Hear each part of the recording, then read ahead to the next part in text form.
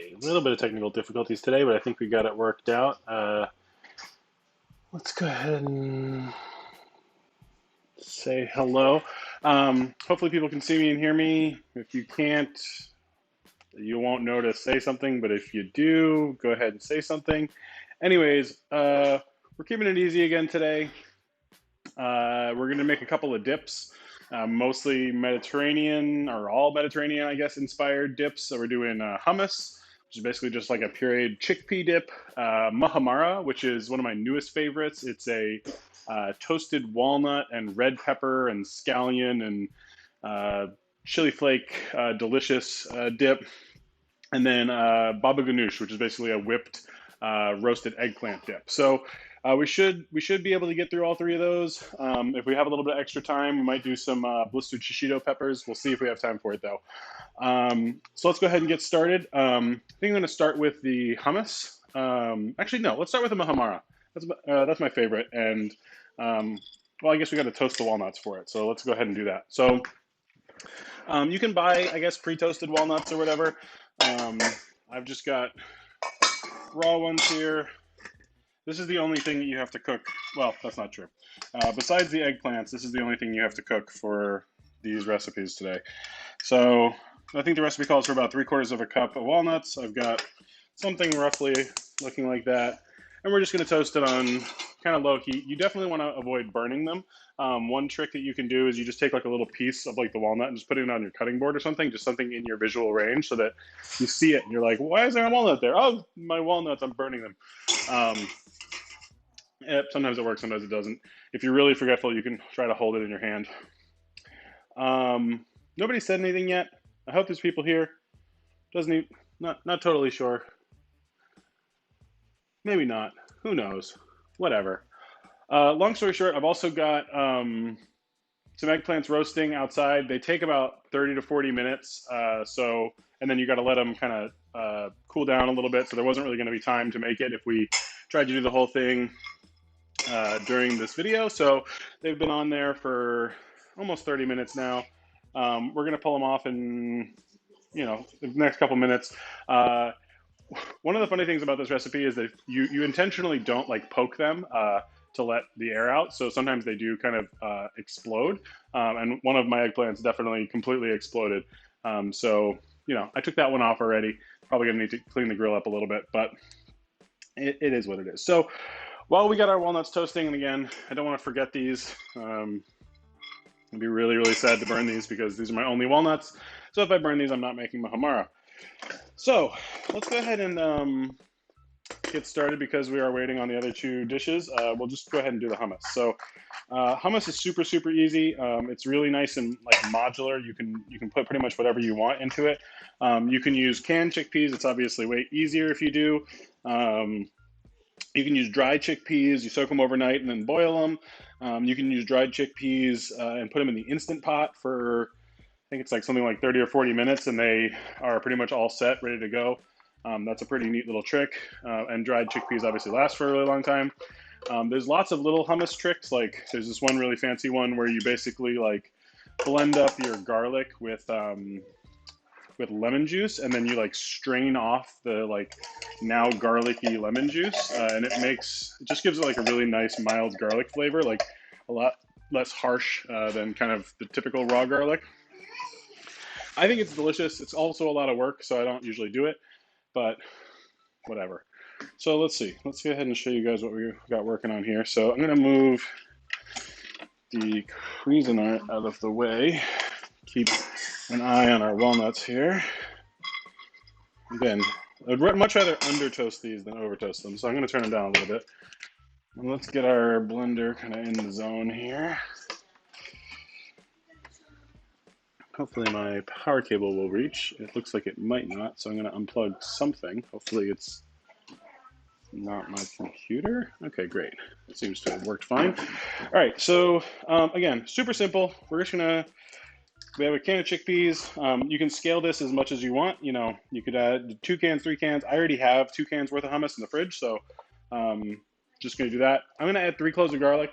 That's probably a lot. This might be super garlicky, but Could be worse. You don't want to go too crazy. So this is starting to get close to being burned. So I'm just gonna stop those walnuts. And actually, while I'm thinking about it, I'm gonna go ahead and grab the eggplant. So I'll be right back. I don't know if you guys can still hear me. I'm now out at the grill, grabbing the eggplants. They look delicious. Pull it off the grill. Turn the grill off. Good to go. All right, so we've got our completely charred. You basically want to like forget about these eggplants on the grill. You can do them in the broiler, but I like using the grill. Oh, good. That camera is not set up anymore. Man, we're really doing great today. Let's see. Refresh devices, reconnect to devices. Okay, and I think it's back. Yeah. All right. So this is kind of what your eggplant should look like. Really nice and charred. I'm gonna get some. Tin foil. Wrap them up. Let them kind of steam for a little bit. So that one survived the grill.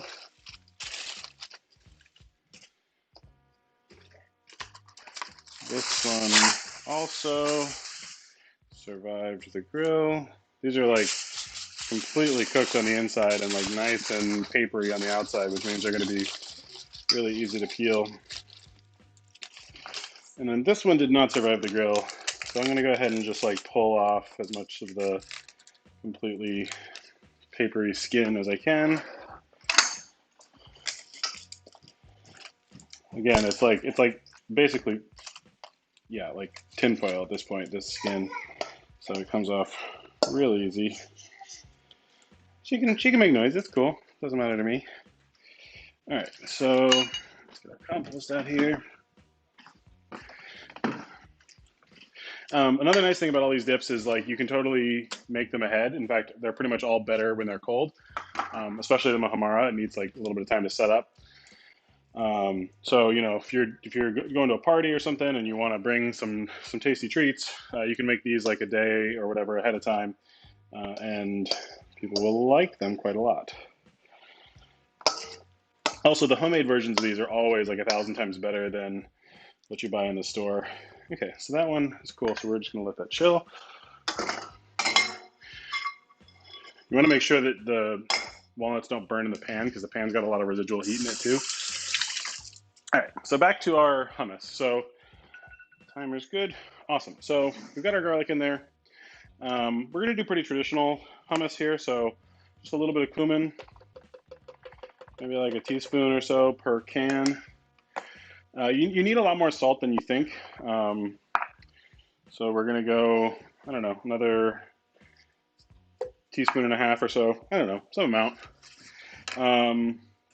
Definitely want lemon. So we'll start with half a lemon. See how that is. With all these dips, you kind of want to taste them and adjust. It's the only way to get a really nice final dish. So go ahead and put half a lemon in. You can totally do, I usually do hummus in the food processor, the thing that I dragged away a second ago. It's a little bit difficult in a blender because sometimes you can't really get it going. You might sometimes have to make a little bit looser hummus than you're used to. But, there's nobody here. Okay, well, that's fine. All right, so the other ingredients that we're gonna go and put in here are olive oil, which we're gonna sort of stream into it as it's running. And then we're gonna add a little bit of water to kind of lighten it up a bit.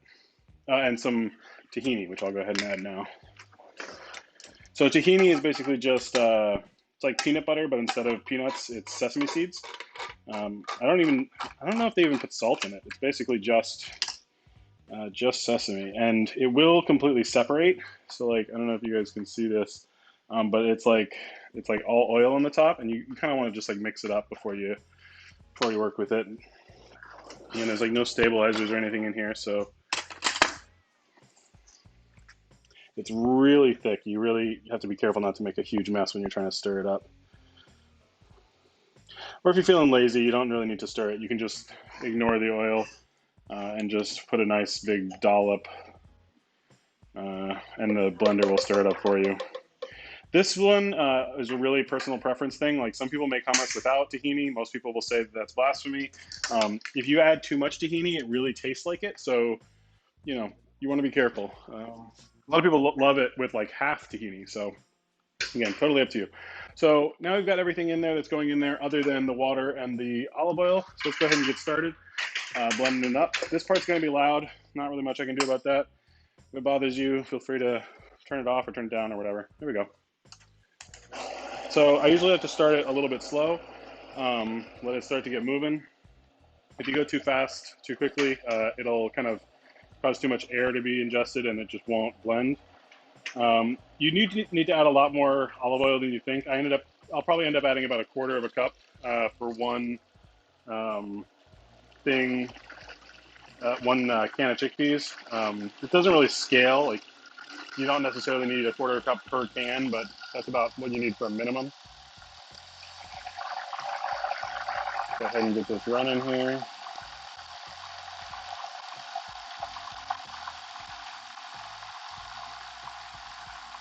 Oh, peanut butter is an emergency tahini sub. Okay, I can see that. All right, so we've got to kind of churn in a little bit. Turn it up just a smidgen. And again, you don't have to worry about this when you use a food processor. It's just the blender that can be really complicated. So I'm going to go ahead and add some water. I'm going to use my can just because it's easy.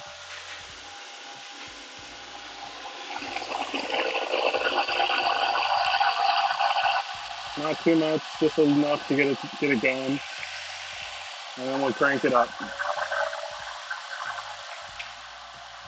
All right, so you see there, I added too much air, and it kind of spun into nothing there. So the only way to really fix that is to kind of get some of the air out of it, which sometimes isn't possible without a spoon, but we'll give it a go anyways. There we go. Now it's spinning again, and that's what we're looking for, just like a constant vortex.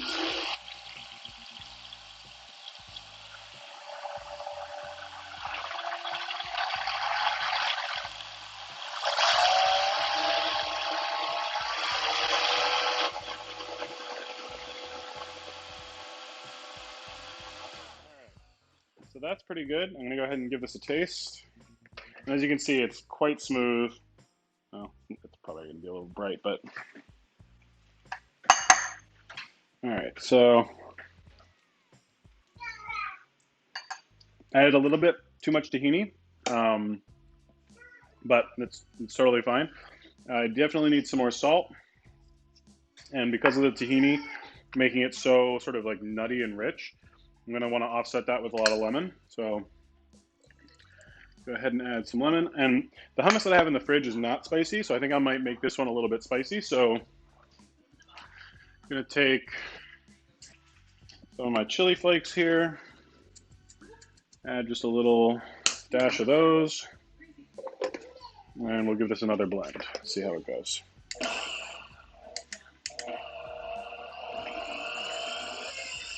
Still got a bunch of air in it from a second ago. Let's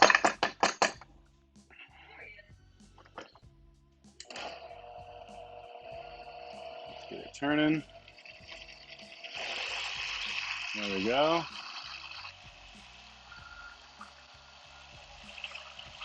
Crank it up.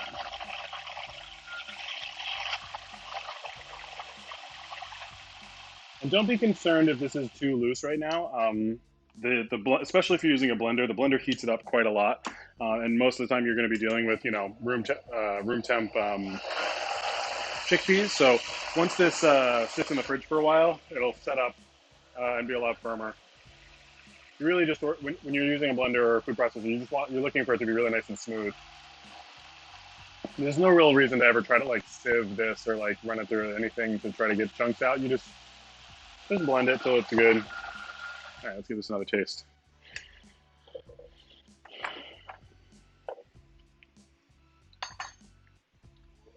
Ooh, that's pretty spicy, but that's delicious. Cool. All right, so then I'm gonna go ahead and actually grab my hummus that I made before, just to show you the kind of difference in texture here. I've got so many containers in my fridge. Well, there's my Muhammara. Where's the hummus at? Oh, found it. Cool. So when you're going to your party or your socially distanced outdoor gathering or whatever you want to call it, it's nice, you know, obviously you're being a pal and you're bringing some tasty treats, but it's always nice to make it look a little bit better. So let's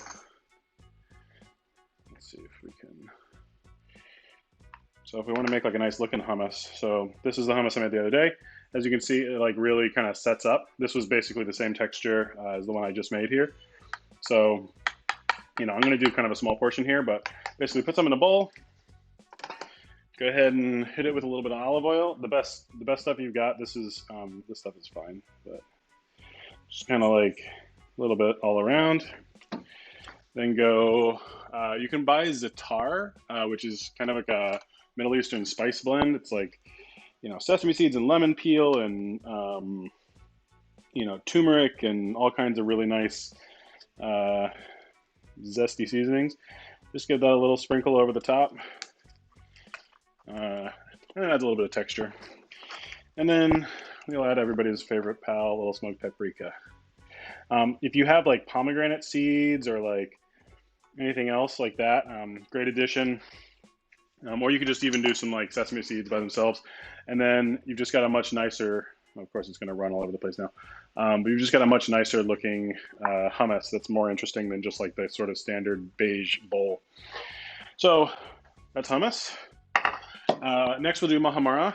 Again, definitely my favorite new thing. I had never made this before about, I don't know, a month or two ago, and now I've probably made it 4, 5, 6 times since then. So huge fan. It does require roasted red peppers. You can use bell peppers or I forget what kind I get at Whole Foods. They're some weird pepper blend. Divina, maybe that's just the brand that makes them. I don't know. Florina, roasted Florina red peppers. I don't know. These are really cheap. Red bell peppers are super expensive, and you can get like 2 or 3 of them already roasted for like $4 at in the prepared section at Whole Foods. So like, super big fan of that. And it just makes it so much easier. Plus, you can just like eat them. They're really tasty.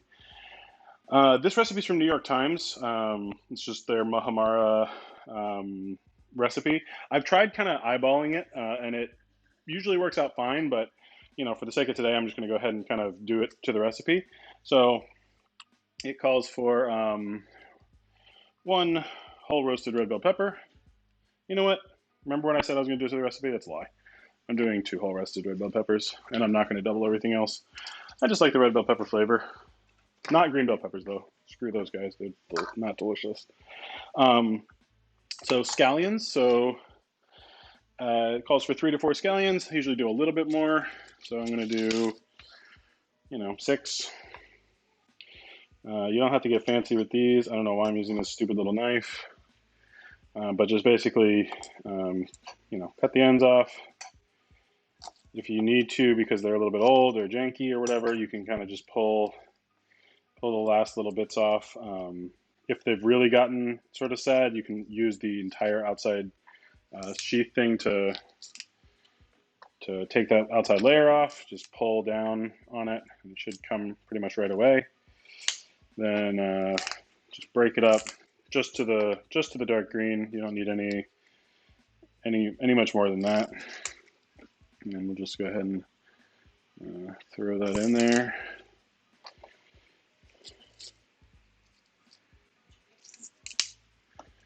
All right, so get our scallions in there.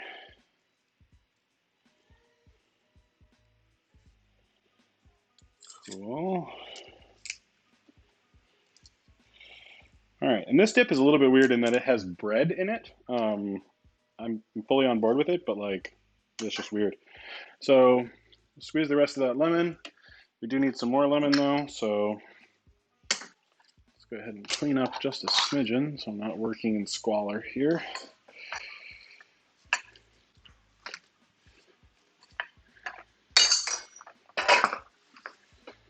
All right, so let's grab another lemon.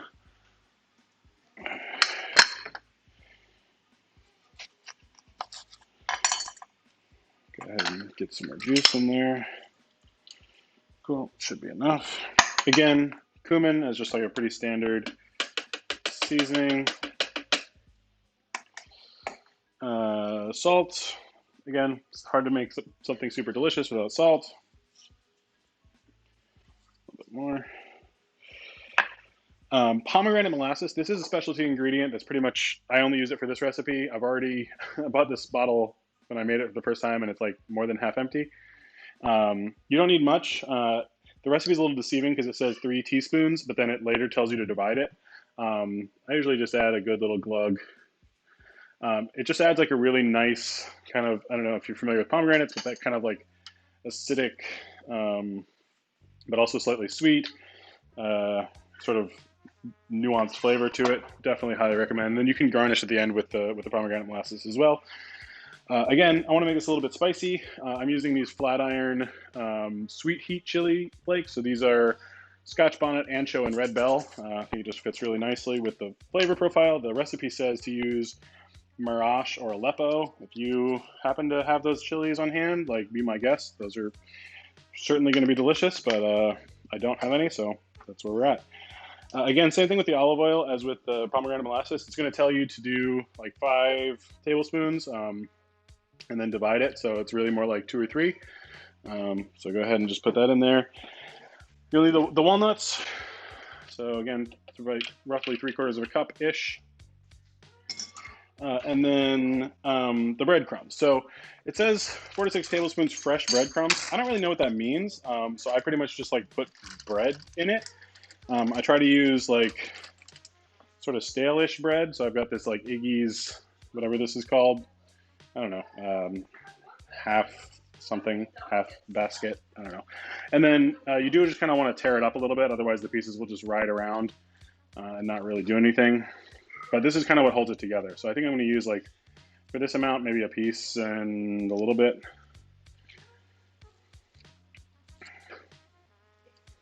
Cool, so probably that much. And then that's it. So then we're gonna pop the top on here. Not really much else to do other than let it rip.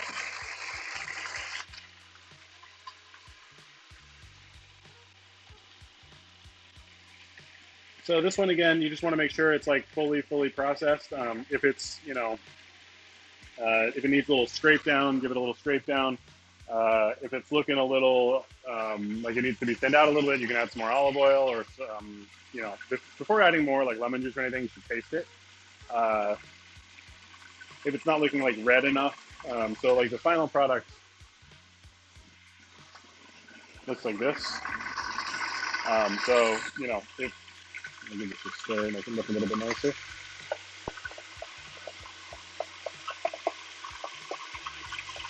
So final product looks like this. Again, once it's chilled, it kind of like stands up on its own. But super delicious dip. I can eat quite a lot of this in one sitting. All right, so we'll go ahead and scrape this down and give it a little taste for flavor. So just kind of get all those little stragglers down in there. Want to make sure it's nice and smooth. You're not like taking this one to like a complete puree. You want to leave a little bit of texture, but you do want to get the big chunks out of there.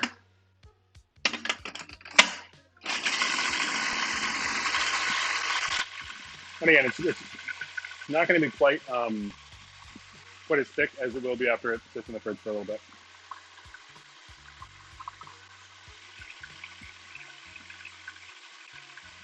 All right, let's give that a taste.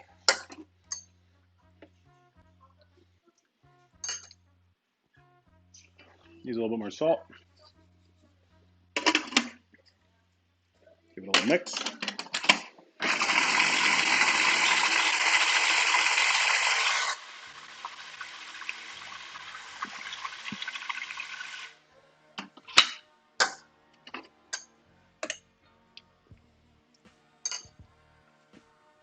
Perfect.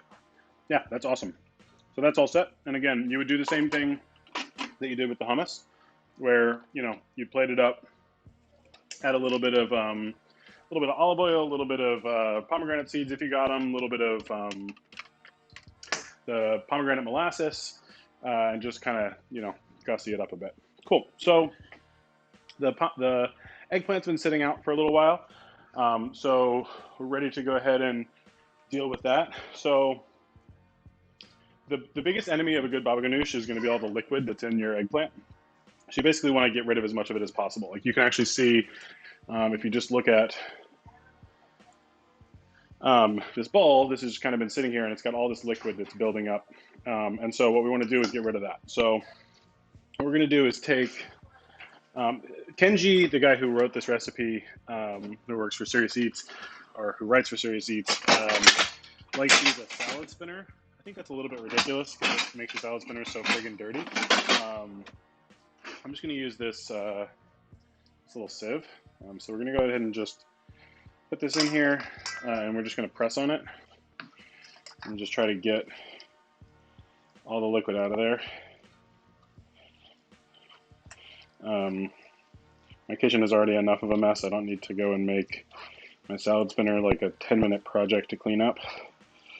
So we're going to do our best here. You could also, like, you know, put this in a cloth or something and like wring it out. Again, that seems like a lot of effort. You know, really just trying to get most of the moisture out. It doesn't have to be like dry. You know, it's not going to be a disaster if there's some liquid left. It's just the more liquid you get out, the creamier and more delicious it's going to be. So that's kind of the goal. So for that eggplant, that's looking pretty good. You could just let this sit here. I think the recipe actually tells you to let it sit for quite some time, but we're just going to go ahead and get that into a bowl.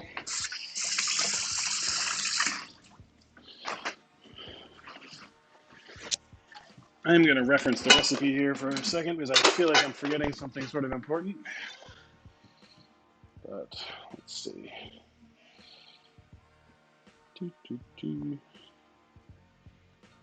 Yeah, he just says use a salad spinner. No, okay, we're good. We'll put that in there, and we'll just repeat with the remaining eggplants. So let's get this guy. So if you want to take a look, so this is kind of what it looks like. Oh, over here, over yonder. And so we basically are just gonna kind of give it a little cut open, and the skin should, you know, basically be totally separated from the flesh because we did such a good job just forgetting about it on the grill. So basically just pull that right off of there. If any of it's stuck, you can just give it a little encouragement. And then that should just come right off. And then you kind of usually need to give the top of it just a little choppy chop. But it should separate pretty easily. So we got most of the skin there. Goodbye. A little bit at the bottom, still straggling. Get that out of here. Oh, it's hot. So this is a dip where you definitely need to chill it kind of after you're done making it. You know, the other two, the hummus and the Muhammara, you can totally eat them right away. It's just preferable to cool them down. This one's a little bit weird to eat hot, but you know, if you're starving, I don't know, man, go for it. All right, so get rid of that foil. Get my spoon. Hello. Oh, good. So again, just pushing as much liquid as we can out of here. Let's maybe go to this. Nope, that's not what we want. That's what we want. Basically just getting all the liquid out, or as much as we can. And if we see any pieces of rogue skin hiding out in here, we can get rid of that as well. A couple little pieces. Oh, and I just like squished it up into the strainer. That's good. All right, get that out of there. Cool. All right, and then one thing, if you're trying to get liquid out of something in a strainer like this, is like if you just kind of scrape it down, it'll take a lot of the like on the bottom. It'll take a lot of the liquid with it. So just do that every now and again. Help it along. All right, this one's probably about done. Not seeing much liquid drip out of the bottom there. Scrape it down one more time and transfer. Cool. All right, one last one. This calls for 3 like small eggplants. I kind of use 3 mega eggplants, so like my proportions might be a little bit off. But again, since we're tasting it as we go, it's not going to be a huge deal. Hi, Ellie. How you doing? You want some? You want some Babaganoush? Little Mahamara? Yeah. Where'd my spoon go? Oh, right here. Yeah. Hi. How you doing? Oh boy, this one's really toasty. All right. So most of that came away pretty easily. I realize I'm not really showing you guys what I'm doing here. So pretty much all the skin is just in one big piece here. Whoop, and it's gone. And let's see if we can get this into there without leaving the skin behind. Excellent. Oh, hi, yeah. You're hanging out down there, huh? It's very helpful. You gonna tell everybody about all the delicious food that we make? Yeah. They can hear you, but they can't see you. Okay, bye. Thanks for the help. All right, so again, similar kind of deal. Just getting all the liquid out of here. And as I'm doing this, I'm kind of breaking it up already. So it just, is a little bit broken down by the time I'm ready to actually kind of whip it all together.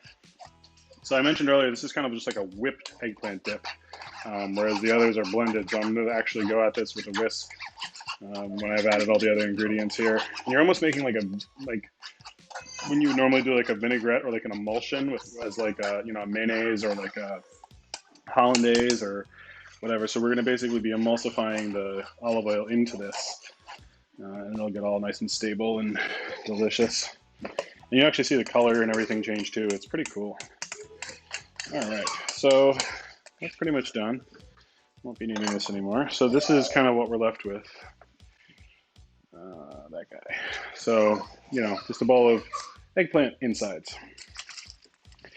All right, so now that we've got that, that's pretty much the hard part here. Let's see, what do we got? Add the garlic and lemon juice. Oh yeah, garlic, huh? What is that, a couple cloves of chopped garlic? Sure. Yeah, we can do that.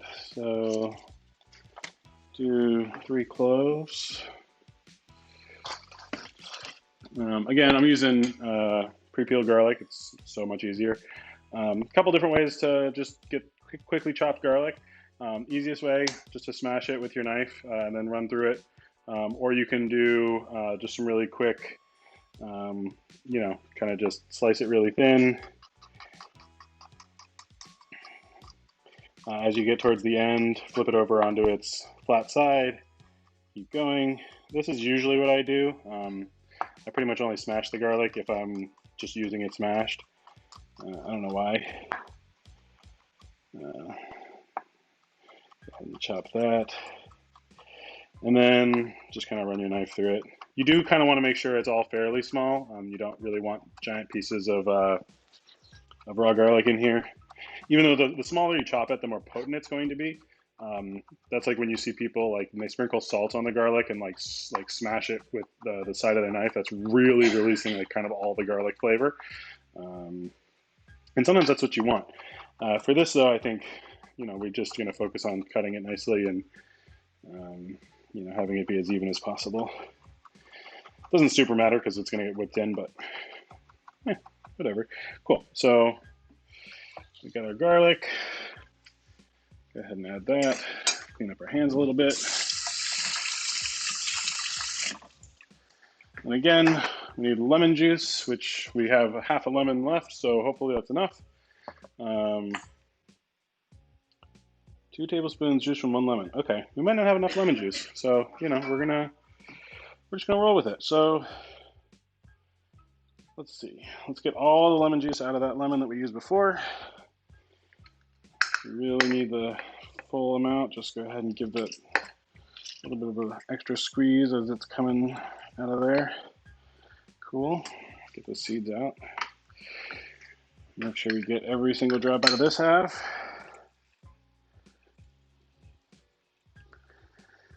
All right. About all that lemon juice out of there. Yep, cool, excellent. All right, so now we're gonna just whip this with a fork. I think I might have said whisk earlier. We're doing fork. And just, again, just breaking it down some more. Just incorporating that lemon and garlic. Nothing really fancy here. It says to do it for 1.5 minutes. That seems like quite a lot to me, so probably not going to do that much, but we'll see. How's everybody doing? You guys try some new recipes recently? And again, as you see kind of pieces of skin, just pull them out. You guys cook anything cool? Try new techniques? You guys grilling and chilling? I think I turned my grill off. Probably. Sounds like something I would do. Oh, these are really big eggplants. This is going to make a lot of babaganoush. All right.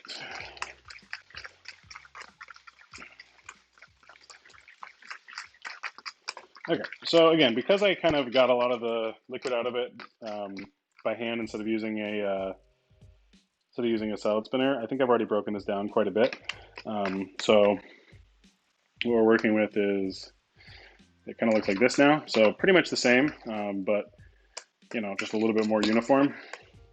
So now we're going to add our tahini, which, let's see, this calls for 3 tablespoons. So again, I'm just going to kind of eyeball it. I'm not going to go crazy trying to mix it up. That's probably about 2 plus. I'm going to give it a little another dab. There we go. Oh man, it's warm. All right. So again, just whisking that tahini in. Nothing fancy here.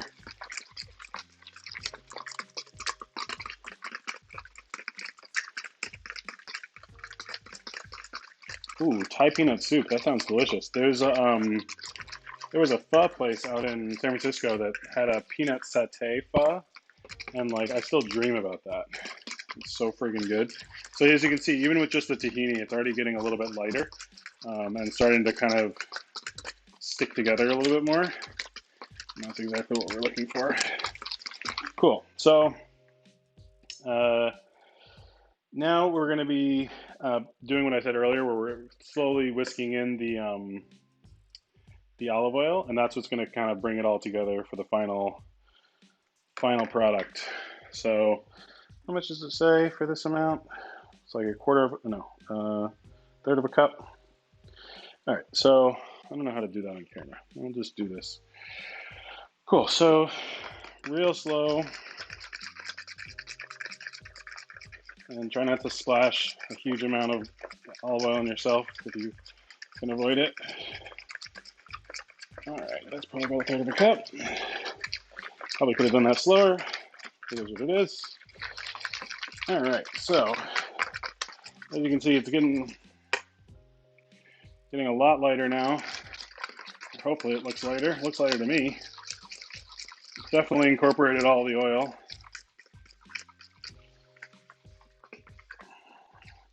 Now we need some parsley, which I'm going to go grab from outside.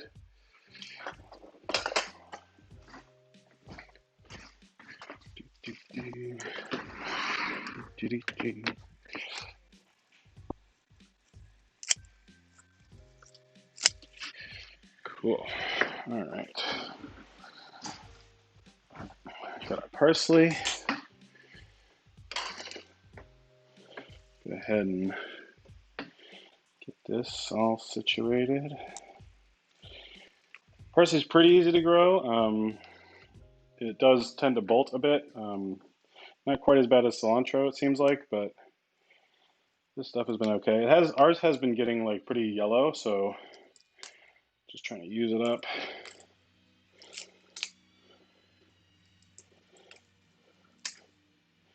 Just kind of want the tender stems and all the leaves. And then we'll just give this a little chop. And then I think all that's left to do is Add some salt, give it a taste. Hope it doesn't need more lemon because we don't have any more. And yeah, show you guys what they all look like next to each other, and then talk about some pita bread, and then be done a couple minutes early, it looks like.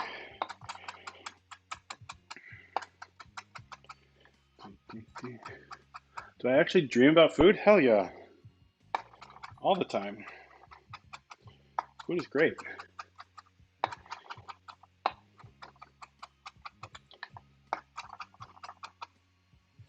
All right.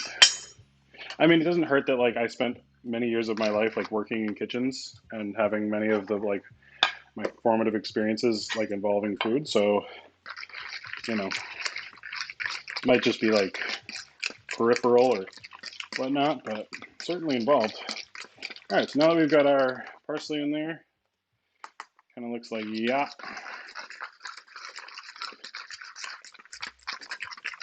All right, so look at the taste. No, there's no salt in it, so it needs lots of that. All right, so quite a bit of salt, probably like a tablespoon or more.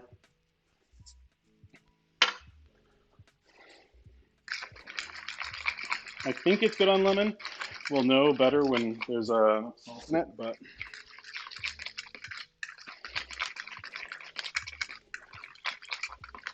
alrighty, let's give that a taste. A little bit more salt. Again, these dips, because you're not really salting them along the way, will require more salt than you think. You're basically going for just on the close side of being able to really taste the salt. So one thing you can do if you're nervous about it is like take some, add it to a couple different, like put a little portion in a couple different bowls, and then salt them all like a little bit more, a little bit more, a little bit more, and you'll know when it's too salty. And then you kind of want to go just slightly shy of that. A little bit more salt.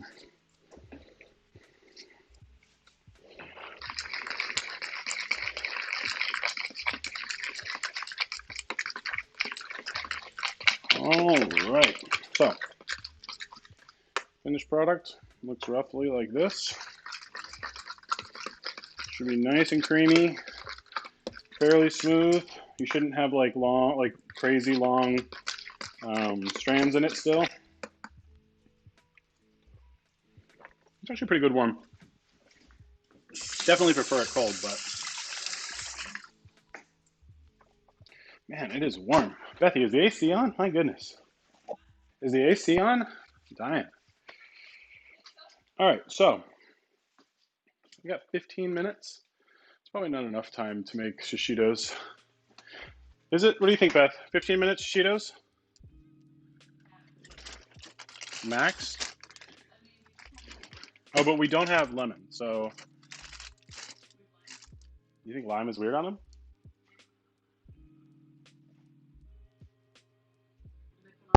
Do you want them? Do you want them with lime right now? Meh? No? Okay. Maybe next time. We'll do, ooh, we haven't done anything Spanish themed. We do like paella or like, just get 24-hour. They'd be like, and now watch as the pan does it thick. Cool. All right, so I could plate these all up. I really don't want to make a lot more dishes, so I'm not gonna. But here we go. Let me get this gross bowl out of the way. Gosh, I managed to make a really nice mess every single time. There we go. 3 dips. The pita that I'm eating these days is really delicious. I can't tell. It seems to be not local based on the company, but I think they're like baking it in-house at Whole Foods. But this pita at Whole Foods, super good. Highly recommended. Just throw it in the like toaster or toaster oven, and it's like excellent pita. So that stuff is great. So cool. That's pretty much it for the day. I've got a couple minutes for questions, but otherwise we'll call it at like 4:50 and say go make some dips. I'm just gonna catch up here on the chat for a second. Sous vide some steaks, nice, love it. Oh yeah, slow cooker coconut curry soup with sweet potato and kale. That looks nice. Mojo marinated skirt steak, corn puree. Those both sound really good. Let's see, figs being figs. How do you feel about being about shug in your hummus?